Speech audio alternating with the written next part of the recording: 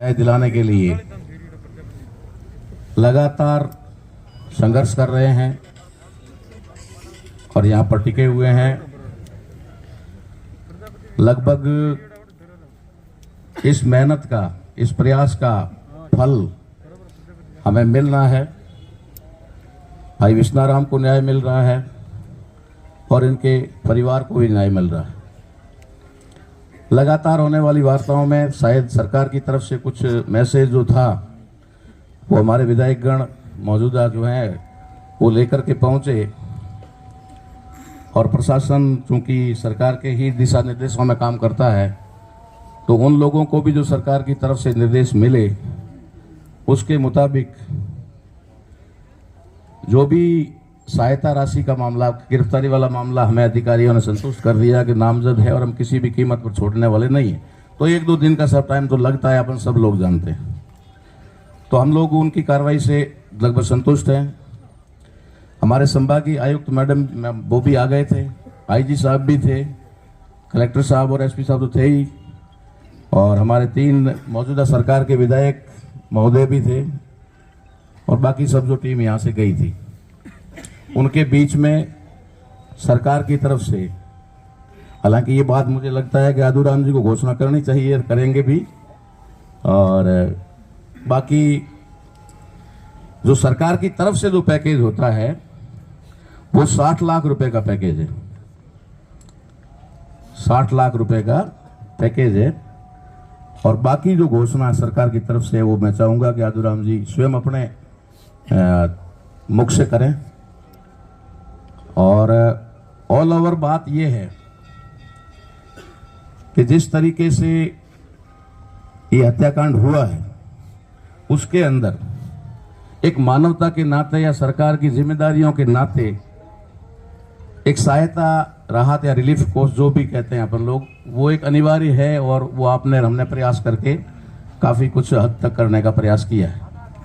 इसमें महत्वपूर्ण चीज जो थी वो विश्नाराम और उसके परिवार के लिए नहीं, सिर्फ मेघवाल जातीय समाज के लिए नहीं, संपूर्ण बालोतरा वासियों के लिए और बालोतरा जिला वासियों के लिए एक जो खौफनाक मामला था उसके बारे में खुद आईजी साहब ने कहा कि मैं किसी भी कीमत पर इसको छोड़ने वाला नहीं हूं। अगर हमें पहले इन्फॉर्मेशन होती तो ये घटना नहीं होती।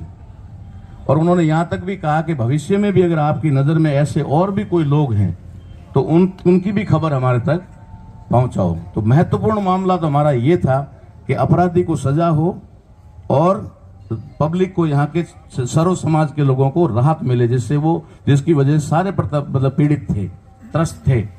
तो ये हमारे लिए महत्वपूर्ण ज्यादा था। फिर भी अच्छा है कि सरकार ने भी हमारी बात को सुना और विधायक गणों ने भी अपना जो भी प्रयास किया उसके मुताबिक 60 लाख का वो पैकेज है और इसके एक्स्ट्रा जो विधायक महोदय यहाँ करेंगे वो अभी आपके सामने खुद ये कर देंगे।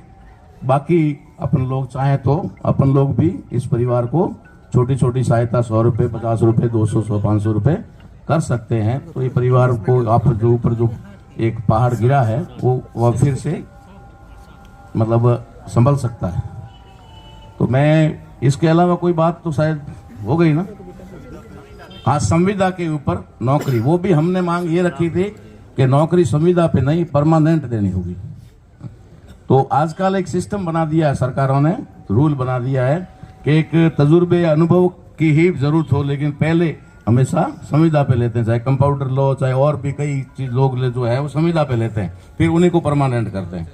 तो मैडम ने भी कहा, डीसी मैडम ने भी और कलेक्टर साहब ने भी आश्वासन दिया है कि इसको हम लोग हर हालत में, और सरकार के भी नुमाइंदे हमारे बीच में ही थे, इन्होंने भी कहा कि भाई हो सकता है 1.5 साल का समय जो भी होगा, लेकिन उसके बाद में जैसे ही कोई भर्ती होगी उसमें हम इसको परमानेंट कर देंगे।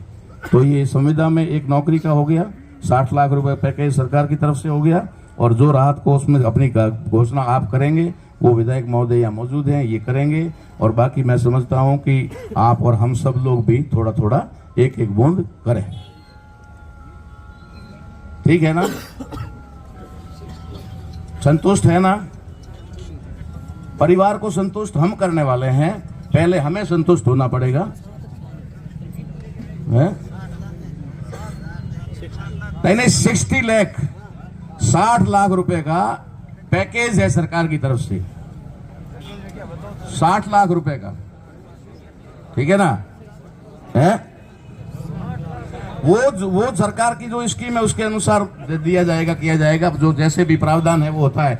अपन लोग जानते हैं ना कि एमएलए फंड के या कोटे के पैसे अपने पास कैसे आते हैं, समाज के लिए कैसे आते हैं, छात्रावासों के लिए कैसे आते हैं, वो प्रोसेस तो पूरे करने पड़ेंगे, हो जाएगा। लेकिन उन्होंने 60 लाख रुपए 60 लाख की घोषणा कर दी है और बाकी की ये करेंगे। तो मैं समझता हूँ सीधा ही अपन ठीक कितनी देर हाथ ही होने दे रही है। 60 लाख 50 में 10।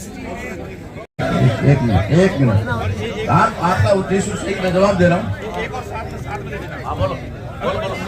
एक और साथ में है प्रशासन के, आपने कहा कि गिरफ्तारी हो जाएगी, उसका जो भी है उनसे सम्मेत ले लीजिएगा, हो जाएगा।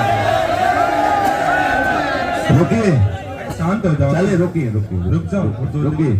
उसका मतलब है सर समेत 2 दिन 4 दिन 7 दिन, उसके बाद में अगर प्रशासन नहीं है तो फिर हमें वापस वही चीजें, क्योंकि आंदोलन के बाद में प्रशासन के ऊपर जो दबाव होता है वो खत्म हो जाता है। ठीक है, हाँ ठीक है, हमें पता है। आखिर दबाव बनाने के लिए ही तो यहाँ पर इकट्ठे हुए हैं, बाकी इसलिए इकट्ठे हुए। बात एक मिनट सुन लीजिए प्लीज। अरे भाई, आप लोगों ने कार्यकारिणी जो संघर्ष समिति बनाई उसके ऊपर विश्वास किया है कि नहीं किया है? तो फिर क्या बात ऐसी है? मेरी आपकी बातों का मैं जवाब दे दूंगा। अरे मैं सब समझता हूँ यार, आप मुझे आपकी बात का मैं रिक्वेस्ट ले रहा, आपके सवाल लाजमी। एक मिनट रुके रवि जी, प्लीज रवि प्लीज, ठीक है बैठिए आप। आपके सवाल है वही सवाल इधर भी है। देखो, जो पैसा पैकेज में है वो पोस्टमार्टम रिपोर्ट के बाद में जैसे ही ये प्रोसेस शुरू हो जाएगा कार्रवाई का, उसके साथ ही सारी कार्रवाई शुरू हो जाएगी। अरे सुनिए, बाकी हाँ, बाकी मेरी बात सुनो। आप लोगों को अगर न्याय, सुनिए क्या कहना है।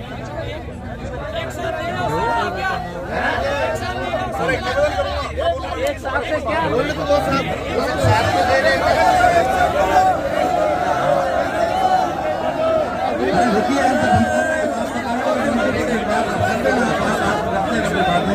पहले इनकी बात का जवाब तो दूं।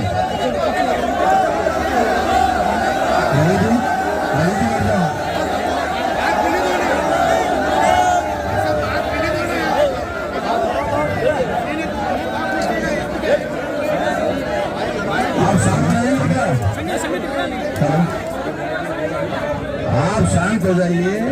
देखिए मैडम 2 मिनट, देखिए सारे लोग सुन लीजिए, हम लोग यही करेंगे और उसकी बात का जवाब देंगे। हमने पूछा है तो जवाब देंगे, हो अल्लाह क्यों करेंगे। मैंने इस बार कमेटी से मेरी बात सुनिए, मेरी बात सुनिए। जब आप लोगों ने, सभी लोगों ने सहमति करके संघर्ष समिति बनाई और संघर्ष समिति के 2 पार्ट में मीटिंग आपकी सहमति से हुई, सेकेंड पार्ट में सारे सीनियर लोग भी गए, सरकार के प्रतिनिधि भी गए, आपके द्वारा गठित कमेटी के लोग भी गए और वे सारे लोग ये करके आए